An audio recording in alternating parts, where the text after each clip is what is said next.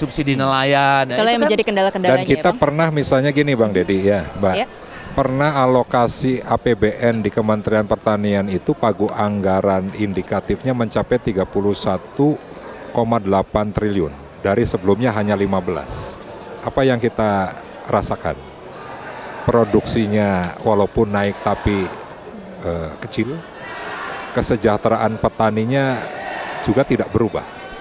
Nah, sehingga ada satu hal tidak sinkronnya antara program-program kebijakan di tingkat pusat dengan apa yang sebenarnya dibutuhkan oleh petani.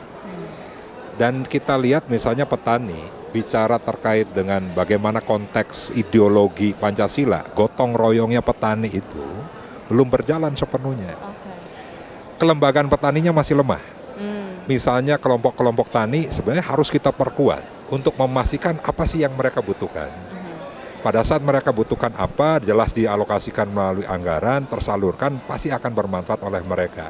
Tapi yang kita rasakan masih ada ketidaksinkronan. Nah, sehingga One Data, satu data Indonesia, dari mulai tingkat desa seharusnya kan sudah bisa dihitung. Berapa kebutuhan beras untuk 1 tahun di desa itu, berapa produksi padinya di desa itu, berapa produksi ayamnya, berapa produksi ikan lelenya, dan sebagainya. Harusnya bicara terkait kedaulatan bisa kita mulai dari level desa. Dan harus Ya kan? dari desa memang. Harus dari desa. Nah, sehingga ya tentunya ini kita harapkan dengan Rakernas ini mudah-mudahan bisa menjadikan dasar bagi seluruh kader PD Perjuangan untuk mulai bergerak. Lebih keras lagi. Kemarin sudah bergerak, lebih keras lagi. Oke, nah. Dan lebih sistematis dan lebih konsisten sistematis. lagi. Oke, nah kalau kita bahas tadi sudah banyak poin-poin yang disampaikan juga oleh Bu Mega, lalu juga ada gagasan-gagasan dari Pak Ganjar dan juga telah dikonfirmasi atau ditegaskan lagi oleh Pak Jokowi. Nah, ini sebenarnya kalau melihat dari poin-poin tersebut, mungkin juga tadi dari Kang Oni, dari Bang Deddy ini juga sudah menyebutkan banyak hal lah yang ingin dilakukan. Nah, yang saya mau tanyakan ini targetnya. Nah, kira-kira akan secepat apa sih semuanya ini bisa terrealisasi? Ya tidak ada yang instan ya. Oke, kira-kira Tadi berapa kan, lama sih? Kalau berapa lama mungkin sepanjang peradaban kita, Mbak. Tetapi kan ini yang saya bilang tadi, kita negara ini harus duduk punya roadmap bersama.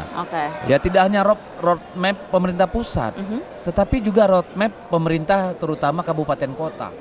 Ya, taruhlah kabupaten atau pemerintah provinsi sebagai dirijen ya. Ini perlu, karena kalau tidak, kalau jalan sendiri-sendiri, ya divergen, nggak akan pernah terjadi.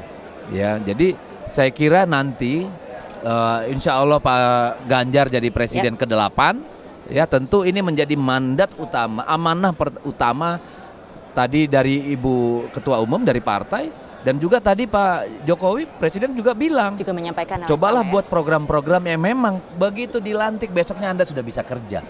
Ya. Berapa lama itu tentu tidak mudah, ya karena kita juga dari sejak zaman Orde Baru, dari zaman Bung Karno sudah bicara tentang kedaulatan pangan ini, tapi sampai sekarang memang kita tidak punya master plan, roadmap yang terukur, gitu loh. Nah ini yang kita harapkan ke depan ini, kami mencoba menarik perhatian publik, perhatian para pemegang kekuasaan, perhatian para aktor-aktor elit-elit politik dan semua anak bangsa untuk mulai mari bicara tentang pangan. Jangan melulu hanya bicara tentang kekuasaan. Karena pada akhirnya kekuasaan itu kan untuk kemakmuran rakyat gitu loh. Gimana kita bisa bicara terus-menerus soal koalisi, soal calon wakil presiden. Di depan mata kita ini persoalan sangat besar. Bayangkan presiden sampai menjanjikan berapa itu? 10 kg beras ya? Per keluarga miskin. Per keluarga itu terkait kan dengan dampak menunjukkan El Nino. betapa pemerintah kita, Pak Jokowi sudah sangat concern. Cuma kita masih gagal kebanyakan menangkap persoalan ini, bahwa ini persoalan fundamental kita. Ya, bukan berarti bahwa menghadapi kontestasi politik tidak penting. Tetapi kita ini harus bersama-sama. Nggak bisa juga PDI Perjuangan sendiri. Harus beserta partai-partai yang lain, karena di parlemen kita harus membicarakan ini, menganggarkan ini, harus berkolaborasi dengan semua kepala daerah, dengan semua pemerintah provinsi.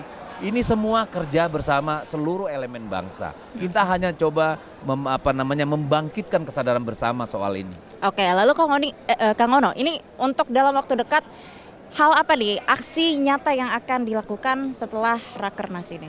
Ya sebenarnya sudah adalah ASI dari PDI Perjuangan. Ya. Ya salah satunya tadi bagaimana menanam yang non beras itu kan. Kan sebenarnya gampang nanam pisang, ya kan, nanam singkong. Kan ini memanfaatkan pekarangan rumah. Ya mudah-mudahan seluruh kader PDI Perjuangan sudah melakukan itu. Nah mau tidak mau memang rakyat Indonesia itu memang harus didorong. Ya, harus didorong. Tinggal didorongnya aja ya, gitu. Tinggal didorong gitu kan, karena kalau tidak didorong, kalau tidak didampingi, ya maka tidak akan pernah fokus.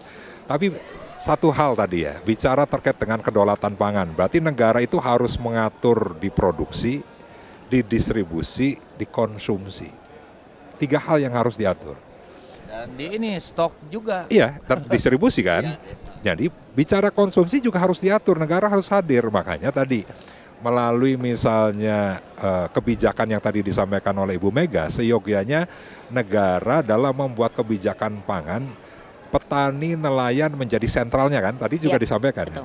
Rakyatnya diajak bicara, Bang Deddy, rakyatnya diajak bicara untuk menentukan misalnya satu wilayah pertanian itu cocoknya mau ditanam apa.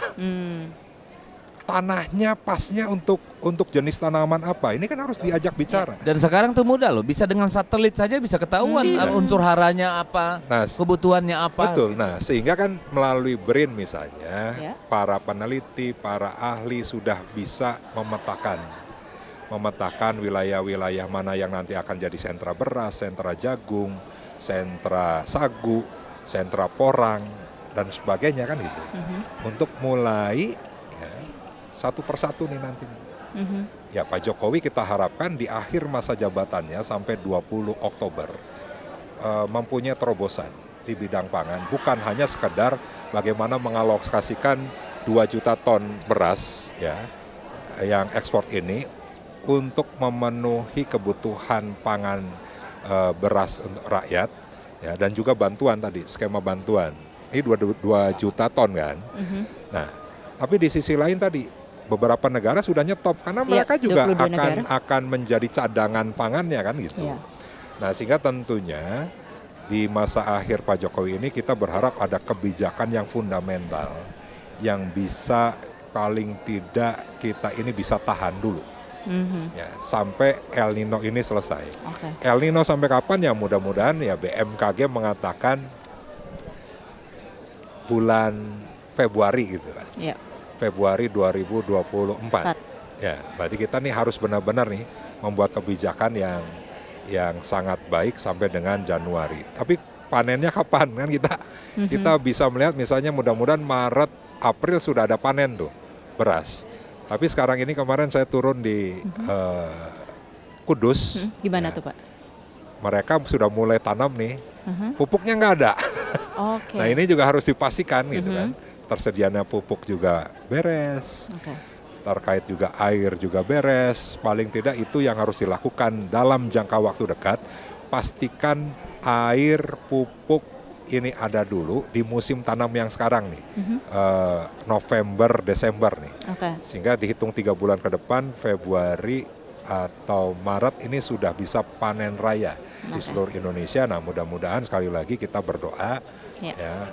Ujian ini ya hanya sementara, ke depan Indonesia akan jauh lebih baik lagi dalam mengelola pangannya, dan kita berharap Presiden nanti, Presiden ke-8 Mas Ganjar bisa mempunyai terobosan yang lebih aplikatif, lebih implementatif, yang mana tadi petani, nelayan menjadi sentral, menjadi otak dari juga kemajuan Indonesia di bidang pangan. Baik, kalau gitu tadi kita sudah membahas banyak sekali nih teknis-teknisnya. Nah, ini kan besok masih ada agenda rapat internal. Nah, boleh dong harapan dari Bang Deddy dan juga dari Kang Ono untuk harapan Rakernas ini berjalan dalam 2 hari ke depan?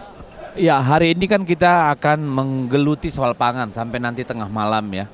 Kalau besok itu agendanya kita sudah lebih kepada soal konsolidasi mesin partai ya dalam rangka pemilu 2024. Ya harapan kita benar-benar kita bisa menyatukan energi dan semangat ya, sehingga ketika pulang dari sini kita mendapat energi yang berlimpah gitu untuk menggerakkan seluruh kader dan simpatisan kita untuk mengetuk hati masyarakat dari pintu ke pintu, dari rumah ke rumah, untuk juga menyampaikan bahwa kita sangat peduli dengan persoalan yang sangat mendasar dan sangat ini sangat krusial buat kita saat ini, soal pangan. Dan kami berharap juga ke depan soal pangan ini anak-anak muda juga mau peduli. Ya, karena mereka justru yang akan menjadi bagian dari kelompok masyarakat yang paling terdampak soal ini. Nah, ada agendanya nggak nih Bang untuk biar milenial, Gen Z ini juga sadar nih untuk pangan-pangan? Itu kita misalnya di dapil saya Kalimantan Utara nih, orang-orang muda tidak ada lagi yang mau bertani karena nah itu dia. Itu tadi pertama keterbatasan lahan, ya. Juga kesulitan saprodi, ya, sarana produksinya segala macam termasuk pupuk dan sebagainya. Ketiga, karena terlalu berat soal mekanisasi dan sebagainya.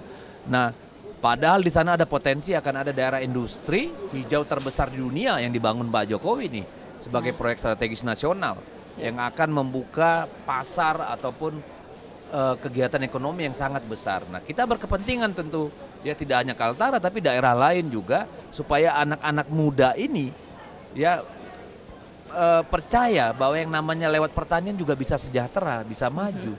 Kita tahu ada anak muda di Jawa Timur yang jualan sapi sudah pakai startup nih, sudah pakai aplikasi. Jualan produksi produk pertanian juga sama.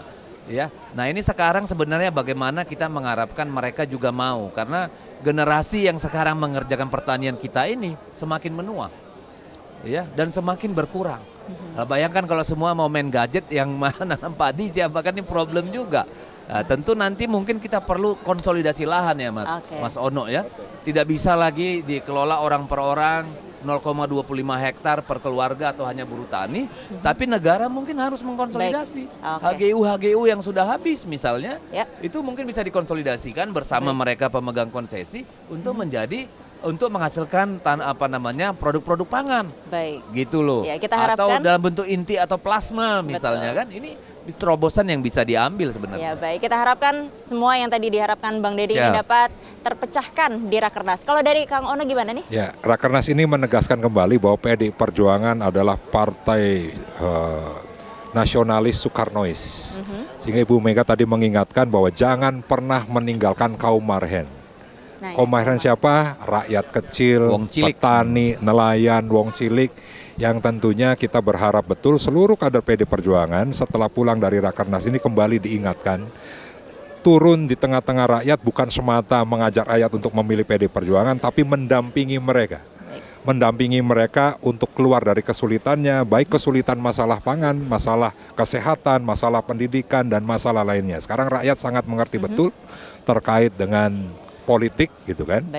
Jadi kalau PDI Perjuangan benar-benar turun dengan menjalankan amanah dari Ibu Ketua Umum tadi, insya Allah PDI hat-trick pemilu 2024 nanti. Baik, siap. Terima kasih Kang Ono dan juga Bang Deddy atas jawabannya yang telah juga menjelaskan untuk pemirsa TV One mengenai agenda dan juga apa saja nih yang akan dibahas di Rakernas PDIP yang keempat ini.